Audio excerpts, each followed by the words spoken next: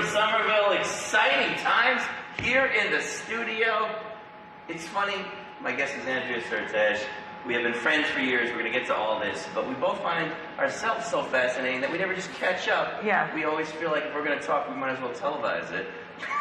Yeah, that's no joke. Last time I talked to you was about a year ago while we were recording. We were doing a podcast. So, yeah, there you go.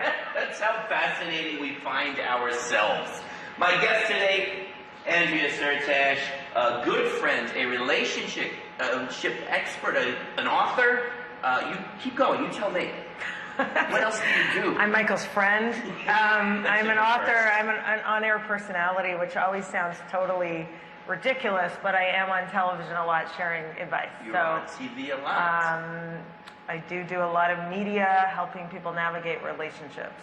That is how we met. I wanted to bring you in to catch up on everything that's going on, starting with how we initially met for our viewers. How did we meet? I was Glamorous Jake at the time. You were Glamorous Jake. I think you interviewed me, but I think No, I don't think you interviewed me. Okay. Because you were a relationship expert. Yeah, so I'm frequently in these magazines weighing in with advice, or I'm also a writer. I've also written for some of these magazines. Several books. So we had all these connections in the dating relationship world. I remember this. And I think we met on Facebook, which is a really kind of weird thing to admit, but that's really how we met. And we're talking 2008, 9? Yeah, that sounds about right. Because I was doing the dating column for Glamour magazine, and I was by no means an expert. I didn't know a thing. I do a lot of jokes about relationships in my stand-up comedy, and so Glamour happened to see me, and they liked me, and they said, "Oh, you kind of have an even-handed way about talking about relationships. You're not." Well, don't be so modest. Also, the Glamour audience voted you in. That is true. So you were well beloved by a lot of Glamour readers. Awfully flattering. Yeah, my mom just kept hitting click, click, click. But yeah, you're right. And that was back. We're talking 2008 or 9. Social media was not at all. I mean, it changes daily. It's not at all what it was back then. Yeah. And so I remember going online and looking for advice because I wasn't good at giving advice. My first column for Glamour literally was all jokes. And I sent it in, and they're like, "This is very funny, but there's no takeaway." And I'm like, "What's the takeaway? I don't even know what that is." So there was a bit of a growing process. But you, on the other hand, had a market. I mean, you were in a business of giving good advice, correct? I hope so, but I always say I'm credible, not clinical. So I'm a journalist, Credible, really. not Yeah, clinical? that's really my thing. I'm not pretending to be. I didn't an go to awful lot, dating but- university. I did date a lot, but that's not why. But I basically just tons of boyfriends, and all my advice came from just hooking up with people all over the place. Trial and error. But it's not about me because it was never a blog. But I, as a journalist, was assigned to work on a book called How to Survive Dating. Okay. That was in 2004 or 5. Okay. I had no idea what I was doing. Okay. And then I was booked to talk on the radio to talk about the results. And the announcer said, "We're so lucky to be joined by a dating expert." And I literally thought, that's really cool, there's a dating expert here. Someone's coming in, right? I can't wait. And then they were like, "Andrea Syrtash, we have callers on the line." And next thing I knew, and this was probably 05, 06, I was live on the radio answering questions, making it up. But, that was already 14 years ago, and now I've researched, I've written books, and I've interviewed hundreds and probably thousands, actually, of people. I hosted a TV show where I interview people about moments in love that changed their lives, and find in your lifetime, though, because for me, I could never give advice. I don't know what I'm talking about. Yet when I reflected upon it, I realized, like, when I was younger, I remember dudes used to ask me for advice, like, "I want to ask her to dance. How do I do that?" And so for some reason, I must have had a muscle or a gear, just innately, that enabled me to do that. Did you have that too when you were like, were you a good advice person when you were 14? When I was 4. I was, I'm not even exaggerating. My older cousins would say, "Should I date him?" Is that true? And I probably was like, they were making fun of how ridiculous I was as a kid. Right. To say this and do that, and even at my wedding, my mother said most kids collected baseball cards. My daughter collected business cards and tried to make matches, and so that's right? Really, I was always a connector and always kind of trying to help people.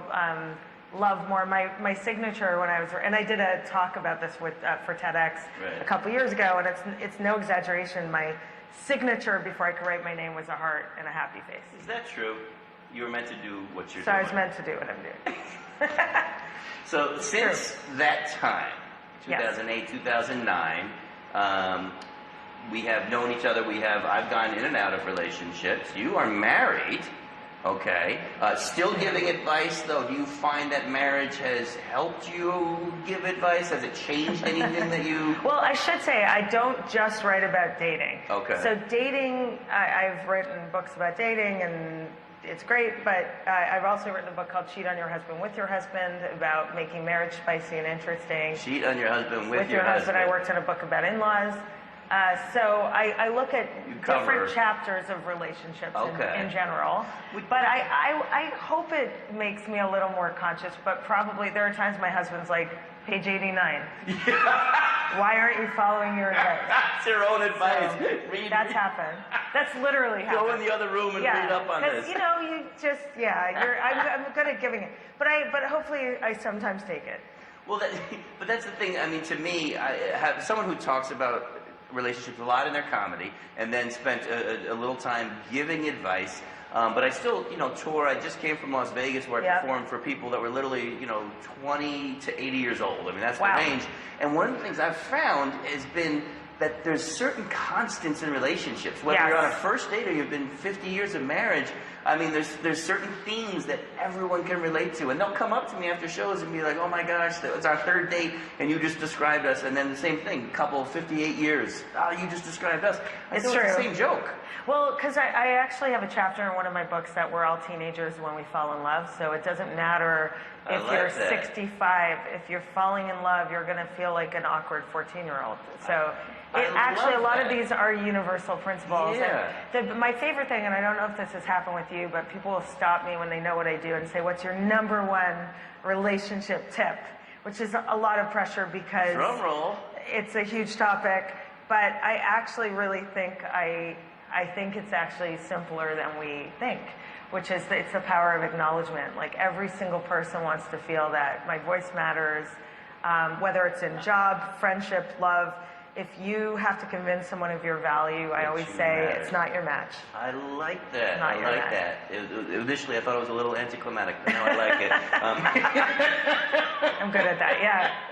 Now, you are someone who did not marry your type, correct? No. Yes, correct. That always fascinates me because I know I didn't know any of your past boyfriends. I know and love your husband. He's one of my favorite dudes on the planet, and he marches to his own rhythm. If there ever was a phrase.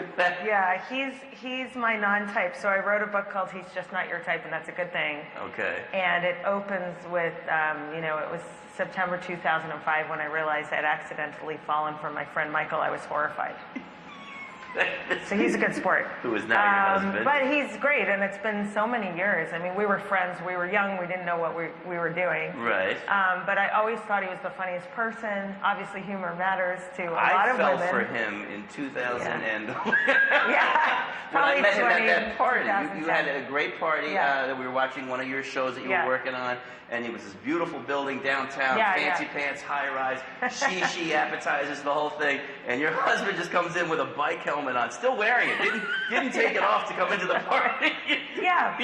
I have been, I say, you look like my teenage son sometimes. He's like, thanks, Mom. So we both make fun of each other for our ways, but we share values. So even though I didn't think he was my type, he actually is my type because we share common values. So that's a lot of what my book's actually about. I love it. Don't judge I always say don't judge a Facebook by its cover also. Like, whatever you see in relationship world, a lot is different behind the scenes, and most of our relationships play out when no one's watching. So who do you want to be with when no one's watching is the core message of that book. I like that. Because no one really is watching or cares. No, they really don't, they right? Don't. That's hard for someone like me. I now live with a woman, which is the first time in my life, and that to me is it's eye-opening because I'm so used to being on and Yes. being performing and being, and all of a sudden, like you say, there's someone who's like in your dressing room. It's like someone's in the locker room and you're going, I gotta go in the other room and get ready for this conversation. Yeah. It's an odd adjustment, I think, particularly for people who are used to, like you and I, being on camera. Yeah. Well, it's funny. I was interviewed by a radio announcer in D.C. a few weeks ago, and I thought we were still rolling because he speaks like that when the recording stops. He still is like, and Andrea Syrtash, what are you doing tonight? And where is it? And so some people can't turn it off. They can't turn it off. Some people, but I know you well enough to know there's heart behind your humor too. Too tired. You're tired.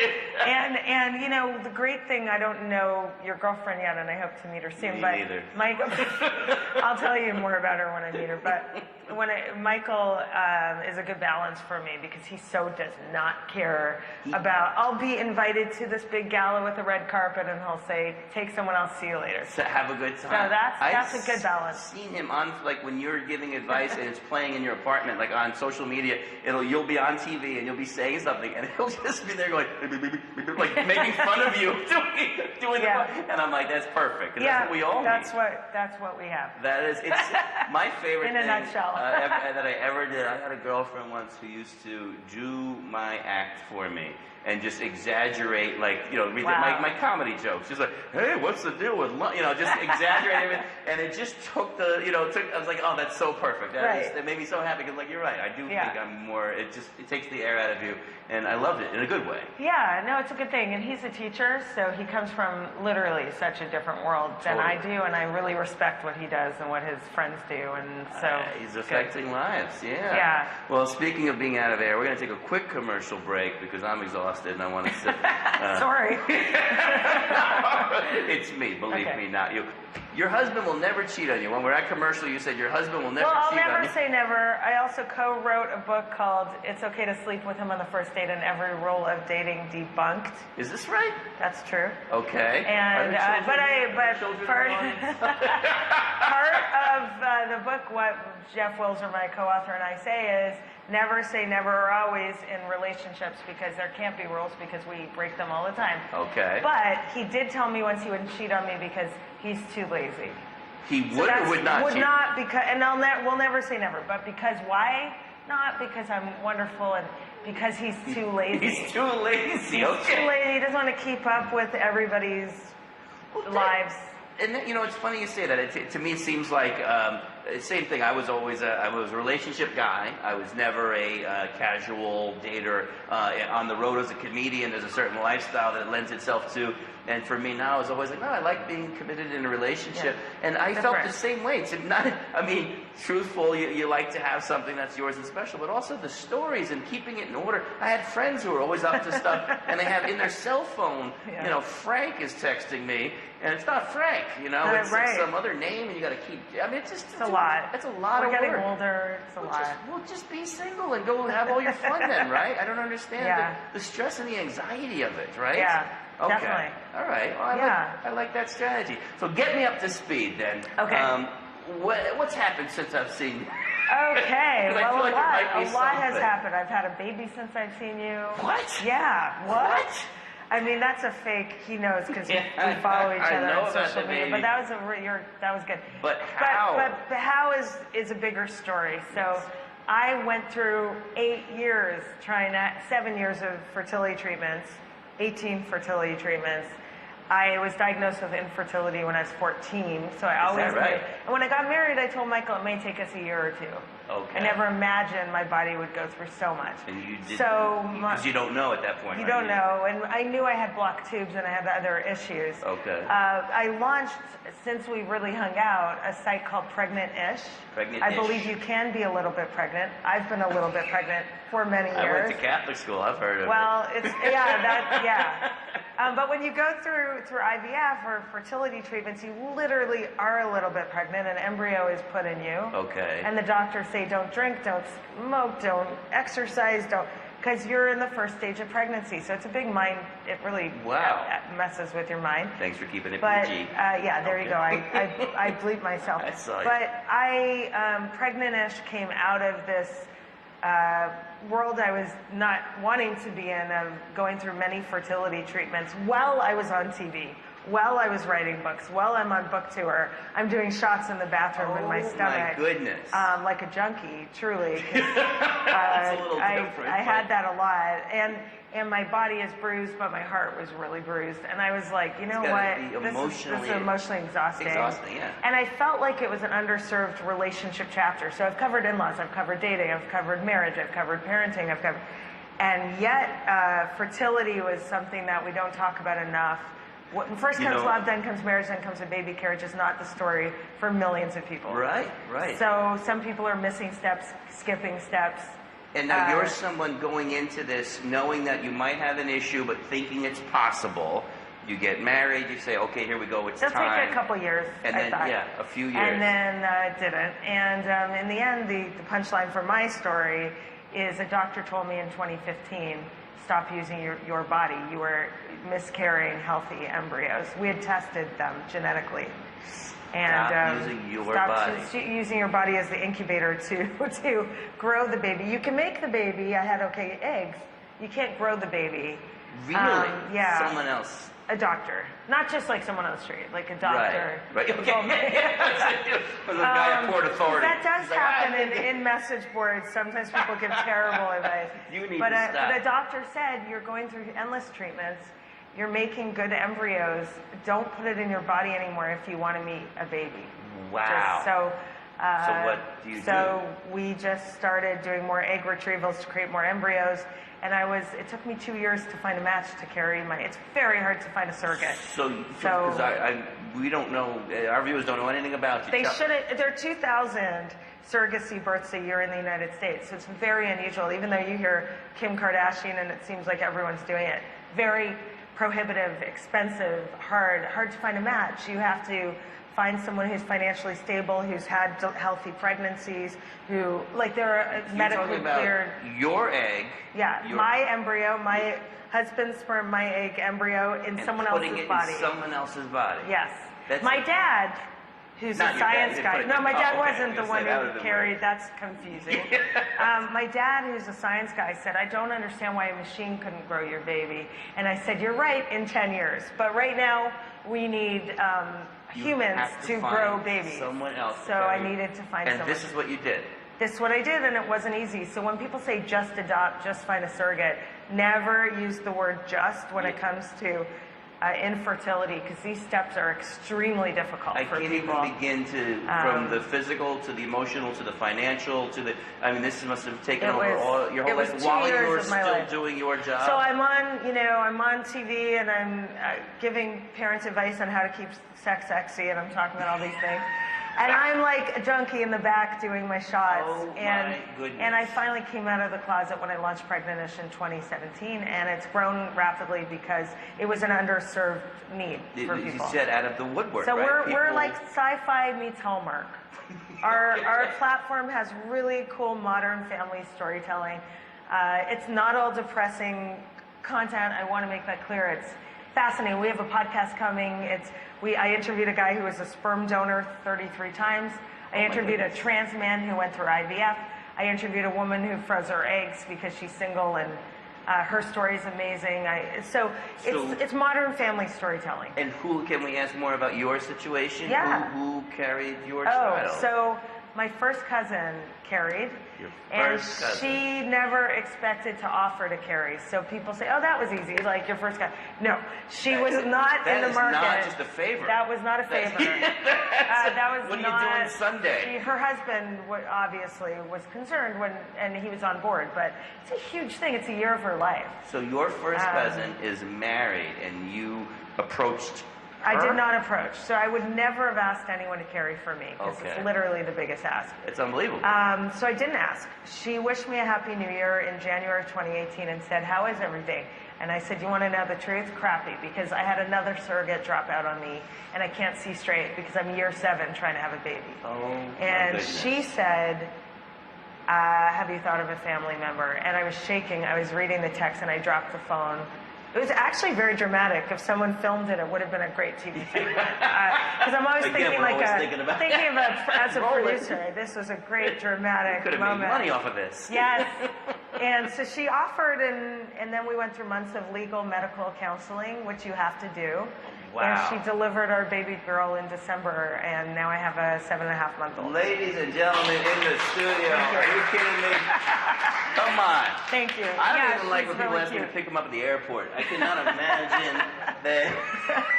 Well, I'll tell you something. She's an angel on earth, and our story was in People magazine and on Good Morning America, and it's really been out there in the media. Yeah. She never did it for media attention. In fact, she was so modest about it. She said, I'm sure. "You don't need to mention my name." I'm like, "Are you kidding? I want to shout from the rooftops." And she would say things to me like, "Is it okay if I drink fruit punch during my pregnancy?" You That's can gotta do be whatever you want. Right. Just- I can't You're believe carrying my baby. Right. Yeah, so it was amazing. That is incredible. But to your point, there's a lot easier ways to get pressed. You don't need to do that. No. You just run across the Yankee Stadium field, with no shirt on. Yeah. I did that one time. It's not important. We're going to do one more quick break Okay. here. This is astounding. A lot more has happened in your life in the last couple of years than mine. We are back live. Andrea Syrtash is my guest. Greetings from Somerville. We are talking about everything from dating and relationships to marriage and fertility. Incredible. And when I think about it, I've known you, God, 10 years. 10 years, Yeah. I would say. And all this was going on, much of this was going on without me knowing. Yeah. Understandably, with friends and social. I mean, you're just out there. But you know what's interesting, Michael? If you look back, not that this would be creepy if you look back through every frame of the photos together, but I was wearing a Band-Aid probably in 80% of the shots. Is 'cause that I was at true? the doctor so much. Wow, and Yeah. I looked pregnant in a lot of those pictures. So that really... So we were both pregnant. should've known. I don't think that's true. Anyway, but I was saying at the break, I'm very passionate about helping a community, anyone who needs help, building a modern family, whether you're going through infertility or you're LGBT or single and you're egg freezing, whatever it is, fine pregnant-ish. But in the time we have, I said to Michael, you know what's a lot sexier than infertility? Sex. That's what I said at the commercial. I've heard of it. Yeah. Yeah. You've heard of it. Because I find it so interesting that we both cover dating and relationships and sex so often. And Yes. we probably both have wackadoodle questions. And I thought maybe we could do a lightning round of Crazy questions? Well, questions or even real questions. What for are me- we asked a lot? Yeah, because for me, I did Glamorous Jake, and he was anonymous for 50 plus years, and then they made me not anonymous. You were the first? I was the first one Wow. to be like, here's a face. And I felt so bad for people, because I think when they pictured, Jake, it was like this Mediterranean suave guy, or whoever he was, and all of a sudden Somerville shows up, like, hey, I got your They advice for voted you. you in. But anyway, yeah. But I was also a comedian, and I would get these. I envisioned going on. People would come to my shows on the road and Yeah. be like, "You're Jake," and I would get questions that, to me, was always not enough information. So I would get a question like, "I was saving myself for marriage, but I met a really cool guy. Should I go for it?" Question mark. And that was it. You'd be like, you don't want to not respond, but you don't want to respond, and you don't want them showing up at your next show with a child named after you. No. You don't know what to do. So to me, that was always the concern. It is really the hard part of media, because they'll say you have 2 minutes Right. to solve someone's like, go. Go. And it's life is more complicated than that. There's a lot more so to it. in a column or a TV segment, you can only answer so much. Right. And I've had situations on air. I hosted a TV show a couple years ago, a live call-in show on a big network, and I ended up having to say to a number of people, stay with me offline, stay with me when the show wraps, so I can really address this, or I can give you resources. Something. Like we had domestic violence coming up, and that's not a light topic. No. So You people can't do a will, 30-second soundbite you can't to fix really do a someone's life. 30-second soundbite. Yeah. So a lot of those things come up too, but then you still get the same 10 questions asked 50 different ways. What Or are the you same, doing? I'd say 5 questions asked 10. It's how do I meet someone, how do I leave someone, how do I change someone, how do I meet someone, how do I leave someone? It falls into one of those buckets. Is that right? Pretty much. And how do you leave someone? Not that I'm... That's right. What is your... Do you have How a do set I answer? leave someone listen, one of my big sound bites, and anyone who knows me knows I have them in my arsenal, like the Syrtash isms. Yeah. And I said it even today, If you have to convince someone of your value, that's a sign it's time to move on. It's not right If you for hear you. yourself, time to move on. So that's one clue. How do I leave someone? Are you begging someone? That's probably not your match. Right. But also, how do I leave someone's complicated? You need more information. Are you married with kids? That's a different answer than we've gone out on 4 dates. Right. Sometimes people say, how do I break up with someone? How long have you gone out? Twice. It's not a breakup. You don't have to break up. Do you know what I mean? Like, I once told a girl I was moving to France. That's how I got out of it. Wow, Yeah. that sounds very Larry David of you to escape like that. It didn't work so well. Okay, how about meeting someone on a brighter side? How do to you meet meet someone? somebody? Yeah, what would you tell I always people? think, like, go to where you're going to shine, whether or not you meet someone. So that way, it's not a waste of a day. I love that. I love that. So, you know, if you're introverted, you're not gonna show up the best in certain contexts, right? Of course. But you just have to think about, where am I comfortable?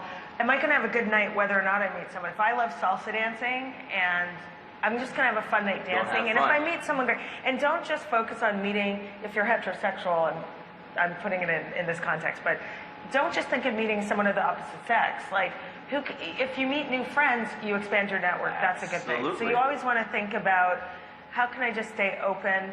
One of my big isms is be your vacation self. So how do you meet someone? Be your vacation self, because on vacations you're present, you're not over analyzing every connection. I love You're not that. thinking, can I bring him home to mom or dad? Like, you're just in the moment, and that's the spirit you want to bring for dating. I love that. I actually, boy, you really are good at this. Oh. I should have called you more when I was right. doing my Jake articles. I would have needed the help. You probably, you know, the funny thing is, this sounds so douchey, but I've quoted myself without realizing it, because I've done so much content in this category.